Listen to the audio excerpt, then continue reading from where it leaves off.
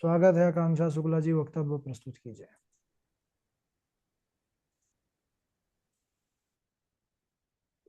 स्वस्ति श्री गणेशाय नमः। अस्मत् परम गुरुभ्यो नमः। अस्मत् सर्वगुरुभ्यो नमः। श्री राधा कृष्णाभ्यां नमः। श्रीमते रामानुजाय नमः।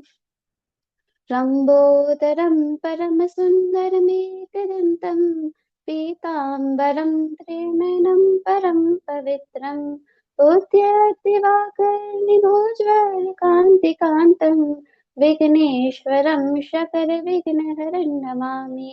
शरीरं स्वरूपं ततः करत्तं यशश्चारुचित्रं धनं मेरुतुल्यं मनश्यैनलग्नं श्रीगुरुरम्भपद्मे ततः किं ततः किं ततः किं ततः किं नारायणं नमस्कृत्य नरं चैव नरोत्तमं देवीं सरस्वतीं व्यासं ततो जयमुदीरयेत्। जयतु जयतु देवो देवकी नन्दन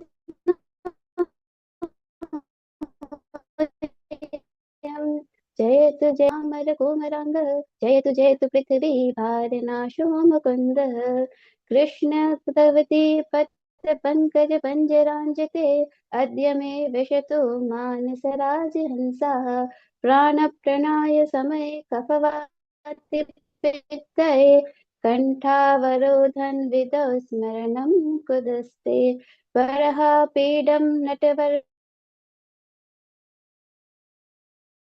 विभद्रवाशः क्लिन्तिं च मारां रन्धानं वेरोरत्रसुधया पूरयन् गोपीवृन्दै वृन्द्यारण्यं शवपतरं प्राविशत् कीर्तिकीर्तिः करारवृन्दे न पदारवृन्दं मुखारवृन्दे विनरेशयन्तं पटय पटस्य पुटेशयानं वारं मुकुन्दं मनसा स्मरामि।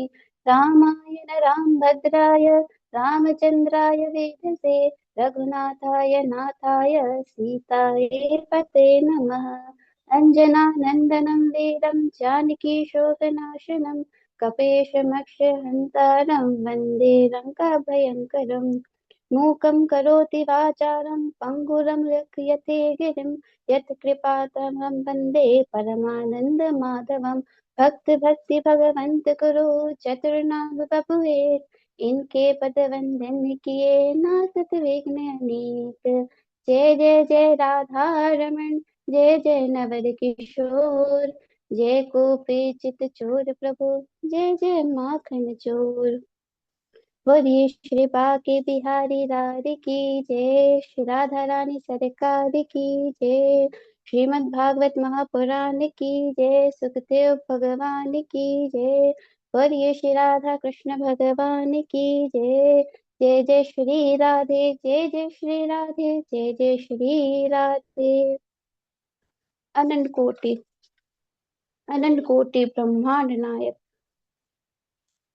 अनंत कोटि चिंतन कल्याण गुणगान निधान सर्वेश्वर सर्वाधिपति आकारं करुणा वरुणालय आकारं करुणाकारक शकल जन करिय शाकारक परात्पर परम ब्रह्म सच्चिदानंद धन परमात्मा श्री कृष्ण एवं श्री किशोरी जी के युगल चरणाविंद में दासी का बारंबार प्रणाम। सम उपस्थित भगवत भक्त भागवत कथा अनुरागी सज्जनों भक्तिमय मात्र शक्ति भगनी बांधवों सिया राम में सब जग जानी करहु प्रणाम जोरी जुग पानी। सभी को मेरा जय श्री कृष्ण जय श्रीमन नारायण। आइए प्रभु के चरणों का ध्यान करते हुए भगवान की कथा में प्रवेश करते हैं। पिछले दिवस हमने भगवान श्री कृष्ण और मैया रुक्मणी के विवाह की कथा का प्रसंग सुना था। आज हम भगवान के अन्य कथाओं का प्रसंग सुनेंगे। बोलिए श्री राधा कृष्ण भगवान की जय। श्री सुखदेव जी कहते हैं, परीक्षित, यह तो हुआ भगवान श्री कृष्ण के पहले विवाह की कथा। अब हम तुम्हें अन्य विवाहों का वर्णन सुनाते हैं। श्री सुखदेव जी कहते हैं, आसीत् सत्रजितः सूर्य भक्तस्य परमः सखा प्रीतस्तस्मै मणिपादात् सूर्यस्तुष्टस्यमन्तकम्। परीक्षित, सत्राजित भगवान सूर्य नारायण का परम भक्त था। वह उनकी उपासना किया करता था, उनकी भक्ति किया करता था। सूर्य नारायण उनकी भक्ति से प्रसन्न होकर सत्राजीत को एक मणि देते हैं जिसका नाम सैमंतक मणि रहता है। वह मणि प्रतिदिन कई भार सोना प्रदान किया करती थी, करीब 20 तोला सोना प्रदान किया करती थी।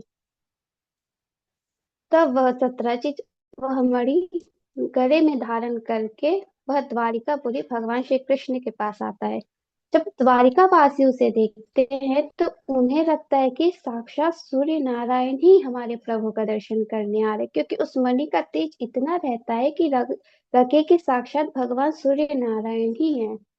तब सब द्वारिकावासी भगवान श्री कृष्ण से कहते कि अ, सूर्य नारायण आपके दर्शन के लिए आ रहे हैं। तब भगवान श्री कृष्ण कहते अरे नहीं नहीं, ये सूर्य नारायण नहीं, ये सत्रजीत है, मणि के कारण यह चमक रहा है।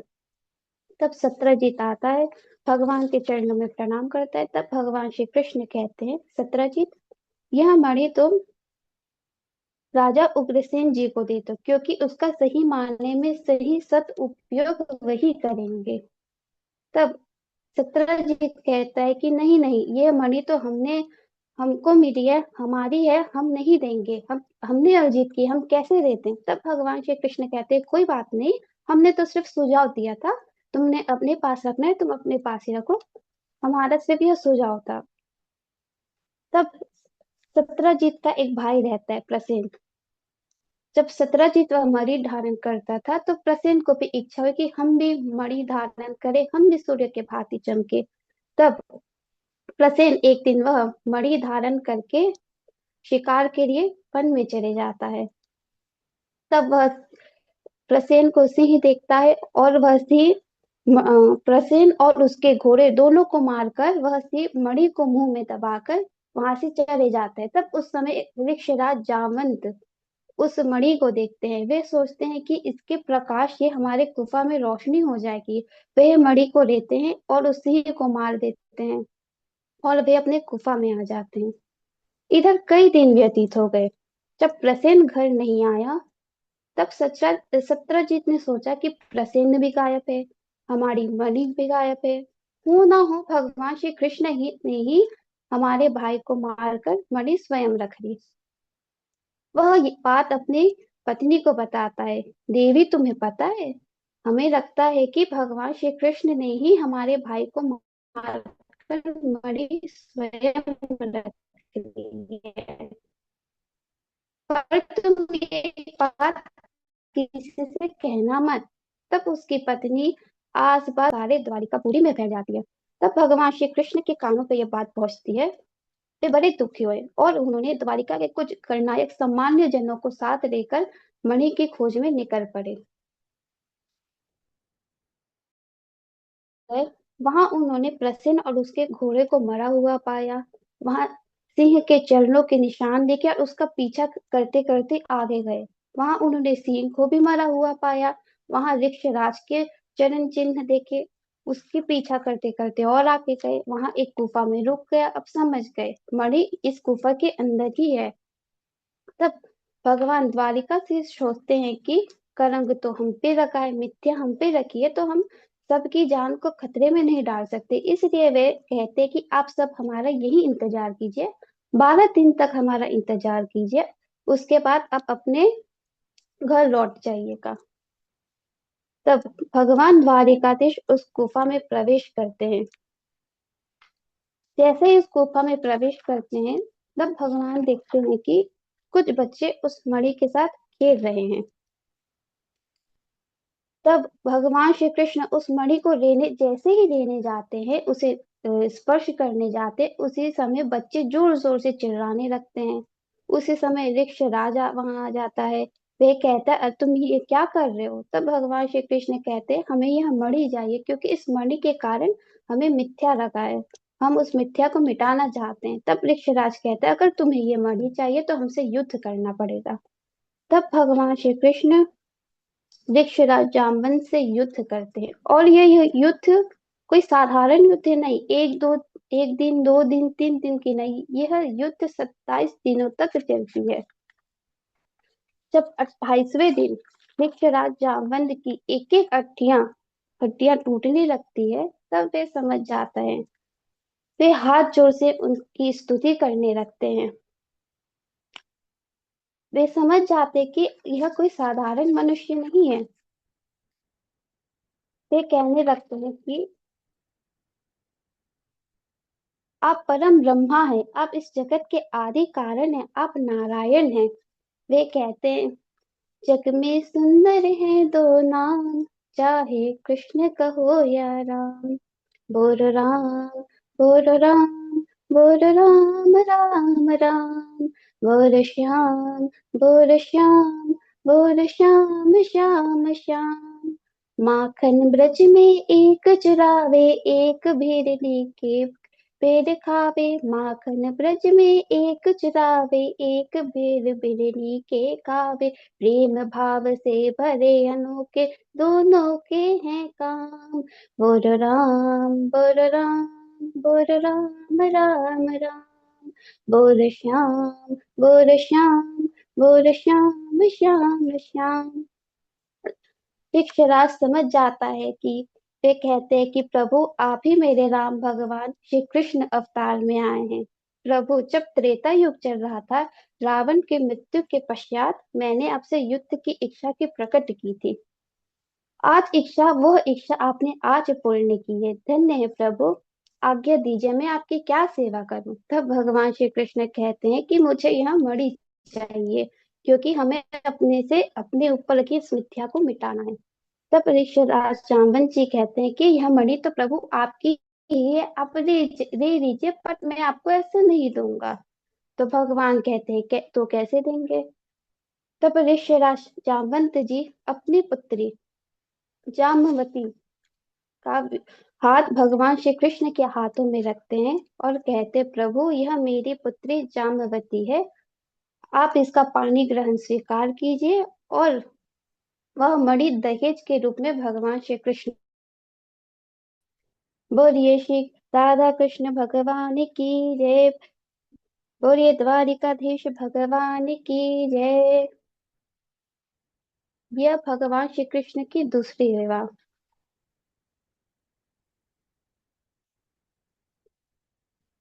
जब भगवान श्री जब गुफा के बाहर सभी बाहर इंतजार करते, भगवान वापस नहीं आते हैं, तब वे सब वापस चले जाते हैं और वापस जाके वहां माँ कात्यायनी दुर्गा माता का अनुष्ठान करते हैं। जैसे ही जैसे ही पूर्णाहुति होती है, भगवान श्री कृष्ण जामवती मैया के साथ प्रकट होते हैं। बोलिए भक्त वत्सल भगवान की जय। अब भगवान श्री कृष्ण के तीसरे विवाह का कथा। तीसरा विवाह भगवान श्री कृष्ण का सत्यभामा मैया के साथ होता है।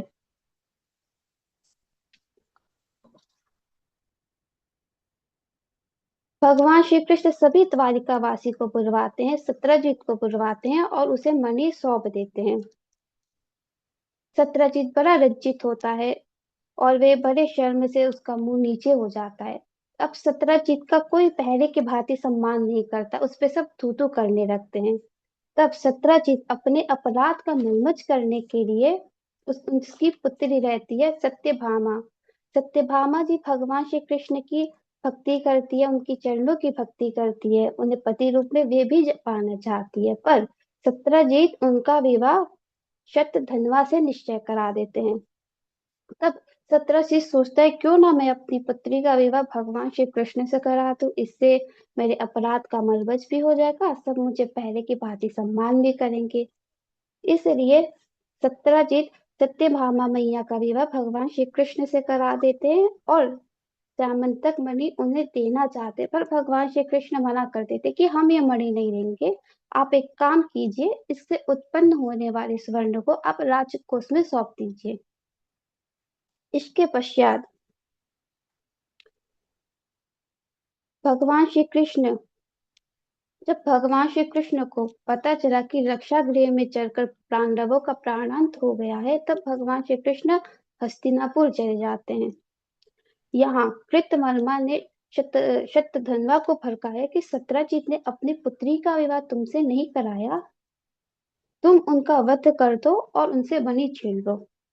तब यहाँ शतधन्वा रात्रि में आकर सत्यजीत का वध कर देता है और मणि छीनकर भाग जाता है। जब प्रातःकाल सत्यभामा मैया अपने पिताजी के मृत शरीर को देखती है तो वे दहाड़ मार मार कर रोने लगती है और उनके मित्र शरीर को देव की नौका में रखकर भगवान श्री कृष्ण को लेने के लिए हस्तिनापुर जाती है। जब कृष्ण ने यह सुना कि सत्यजीत मर गया, वे बड़े दुखी हुए और यहाँ शतधन्वा ने सुना कि भगवान श्री कृष्ण आ रहे हैं, तो वह मणि अक्रूर जी को सौंपकर वहां से भाग जाता है। अब भगवान से पर अब कौन भाग सकता है। भगवान श्री कृष्ण उसका पीछा करते हैं।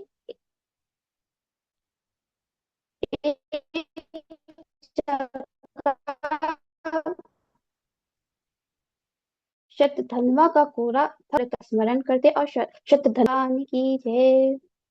श्री कृष्ण ने दाऊदासा से कहा कि मणि तो उनके पास नहीं है, क्योंकि शतधन्वा ने तो वह अक्रूर जी को दे दी है। तब दाऊदासा कहते हैं कि "अ, आप द्वारिका चाहिए, मैं मिथिलापुरी जा रहा हूँ, तो वहां जाकर मणि का पता लगाओ। अक्रूर जी ने जब यह सुना कि शतधन्वा भी मारा गया, द्वारिका छोड़कर काशी पहुंच जाते और वहां उस मणि का सदुपयोग करने के लिए बड़े बड़े यज्ञ अनुष्ठान करते हैं। भगवान श्री कृष्ण तो समझ गए। भगवान श्री कृष्ण ने अक्रूर जी को संदेश भिजवाया कि हमें पता चल चुका है, मणि आपके पास है, आप ही इसे रखिए, क्योंकि आप इसका सही सदुपयोग कर रहे हैं। बस आप एक उस मणि को एक बार दाऊ दादा को दिखा दीजिए, क्योंकि उन्हें हम पर थोड़ा संदेह है। श्री सुखदेव जी कहते, जो भी इस मणि की कथा को सुनता अथवा सुनाता है, उसके लगे हुए सारे झूठे कलंक मिट जाते हैं और भगवान में के चरणों में भक्ति प्राप्त होती है। बोलिए भक्त वत्सल भगवान की जय। परीक्षित, यह तो हुए भगवान श्री कृष्ण के 3 विवाहों की कथा। अब हम चौथे विवाह की कथा पे प्रवेश करते हैं। चौथा विवाह कालिंदी मैया के साथ होता है।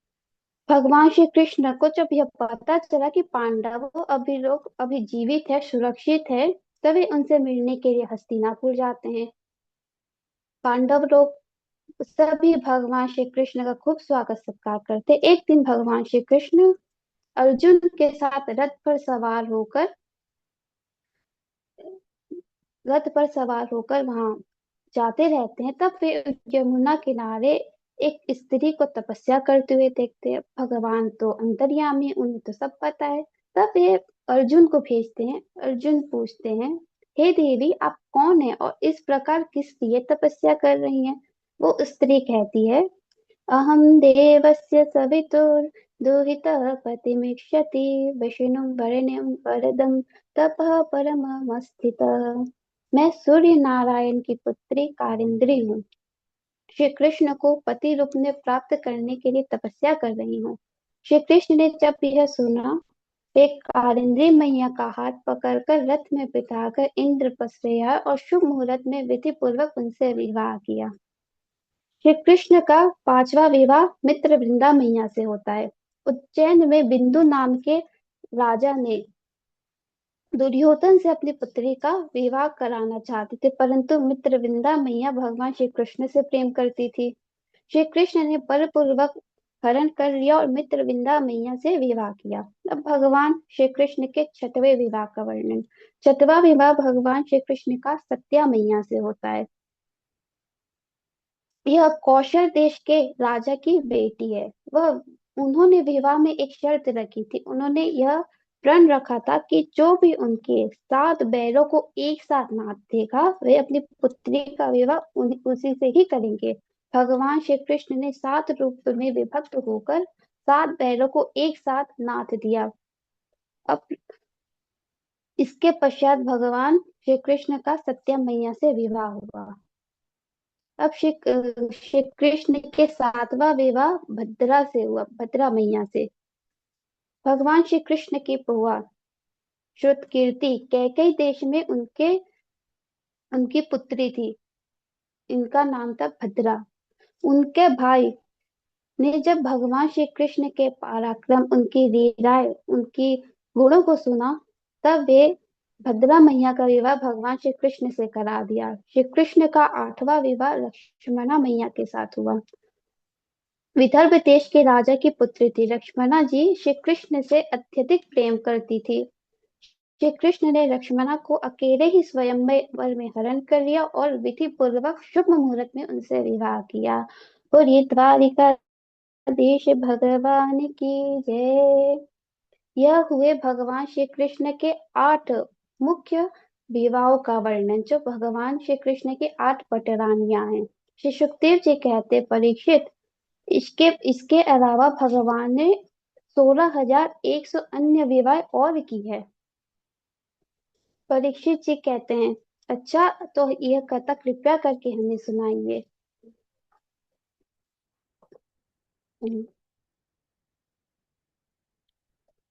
यह भगवान श्री कृष्ण की 16,100 विवाह हम अगले दिवस सुनेंगे, क्योंकि आज समय हो चुका है। क्योंकि यह कथा बड़ी पावन है, क्योंकि यह भगवान श्री कृष्ण ने नारियों के सम्मान की कथा है, भक्त और भगवान की कथा है, धर्म की कथा है, तो बड़ी पावन कथा है। इसे हम अगले दिवस सुनेंगे। आज भगवान के चरणों में मैं अपने कथा समर्पित करते हुए एक भजन के साथ और अपने वाणी को विराम दूंगी। बोलिए श्री राधा कृष्ण भगवान की जय। फूलों में सज रही है, फूलों में सज रही है श्री वृंदावन बिहारी।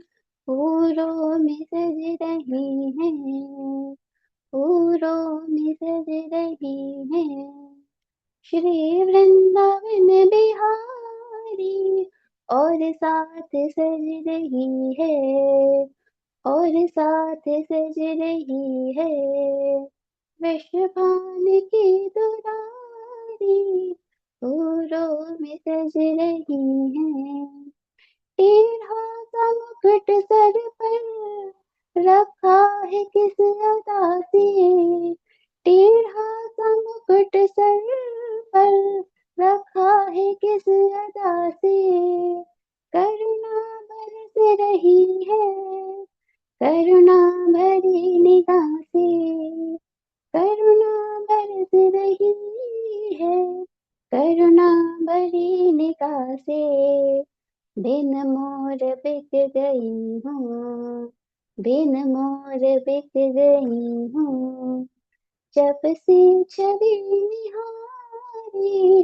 फूलों में सज रही है, फूलों में सज रही है श्री वृंदावन बिहारी।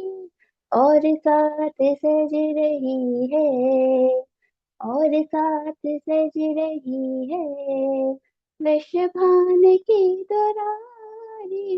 बहिया गले में डाले जब दोनों मुस्कुराते। बहिया गले में डाले जब दोनों मुस्कुराते। सबके ही मन को भाते, सबको ही रखते प्यारे। सबके ही मन को भाते, सबको ही रखते प्यारे। इन दोनों पे मैं सदके, इन दोनों पे मैं सदके, इन दोनों पे मैं वारी। फूलों में सज रही है, फूलों में सज रही है श्री वृंदावन बिहारी। और साथ सज रही है, और साथ सज रही है वृषभान की दुलारी। श्रृंगार तेरा प्यारा, शोभा कहूँ क्या उसकी। श्रृंगार तेरा प्यारा, शोभा कहूँ क्या उसका। पे गुलाबी पटका, उत पे गुलाबी साड़ी, फूलों में सज रही है, फूलों में सज रही है, श्री वृंदावन बिहारी, और साथ सज रही है, और साथ सज रही है, वृषभान की दुलारी, फूलों में सज रही है, फूलों में सज रही है, श्री वृंदावन बिहारी, और साथ सज रही है, वृषभान की दुलारी। और ये श्री राधा कृष्ण भगवान की जय। आज का मैं ये वक्तव्य भगवान राधा माधव और गुरु जी के चरणों में समर्पित करना चाहूंगी, और जितनी भी टूटियां हुई होगी, गलतियां हुई होगी, उसके लिए क्षमा चाहती हूँ। और ये श्री राधा कृष्ण भगवान की जय। श्रीमद् भागवत महापुराण की जय। सुखदेव भगवान की जय। जय जय श्री राधे, जय जय श्री राधे, जय जय श्री राधे। चलिए, राधे राधे बहुत गुरु जी। बहुत सुंदर आकांक्षा जी। ठाकुर जी कृपा बनी रहे। बहुत अच्छा आपने प्रवचन किया है। बहुत बढ़िया। अच्छा, काफी दिनों बाद हुआ है, जल्दी जल्दी करना है अब, ठीक है ना? जी गुरु जी। हाँ ठीक है, जाजी आदि हमारे सब सुन रहे थे, सब प्रसन्न है। सुंदर, बहुत सुंदर, बहुत सुंदर वक्तव्य, बहुत सुंदर। की कृपा बनी रहे। बहुत सुंदर।